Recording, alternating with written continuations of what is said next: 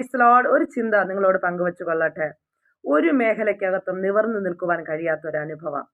കുടുംബജീവിതം, തലമുറയുടെ വിദ്യാഭ്യാസ മണ്ഡലം, ആത്മീയ തലം, ഏത് മേഖല എടുത്താലും ഒരിടത്തും തല നിവർന്ന് നിൽക്കുവാൻ കഴിയാതെ കൂനിപ്പിക്കുന്നതായ ഒരു അനുഭവം. ഒരിക്കൽ യേശു കർത്താവ് ശബത്തെ ശുശ്രൂഷിച്ചു കൊണ്ടിരിക്കുമ്പോൾ 18 സംവത്സരം കൊണ്ട് കൂനിയായിരുന്ന ഒരു സ്ത്രീയെ കണ്ടു. അവളിൽ നിന്ന് ആ രോഗാത്മാവിനെ, ആ ബന്ധനത്തെ എൻ്റെ ദൈവം അഴിച്ചപ്പോൾ, എൻ്റെ യേശു കർത്താവ് അഴിച്ചപ്പോൾ അവൾ നിവർന്നു നിന്നു.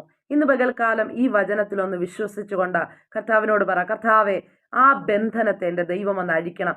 എൻ്റെ ജീവിതത്തെ വരിഞ്ഞു മുറക്കുന്ന ആ ബന്ധനത്തെ തല നിവർന്നു നിൽക്കുവാൻ കഴിയാതെ, എൻ്റെ തലമുറകളെ തല ഉയർത്തുവാൻ അനുവദിക്കാതെ, ആത്മീയ മേഖലകളിൽ തല നിവരുവാൻ അനുവദിക്കാതെ, ഒരിടത്തും എന്നെ തല നിവർത്തി നിൽക്കുവാൻ അനുവദിക്കാതെ വേണം എന്നെ തല കുനിക്കുമാറാക്കുന്ന ആ ബന്ധനത്തെ, ആ പ്രതികൂല ശക്തി എൻ്റെ സ്വർഗത്തിലെ ദൈവം അഴിക്കണമെന്ന് ആത്മാർത്ഥമായി പ്രാർത്ഥിക്കാൻ തയ്യാറാണോ?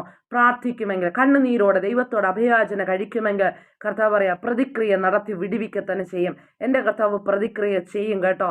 അവൻ ദീർഘക്ഷമയുള്ളവനെങ്കിലും എൻ്റെ കർത്താവ് പ്രതിക്രിയ നടത്തുന്നവനെന്ന് കർത്താവിൻ്റെ വചനം പറയുന്നുണ്ട്.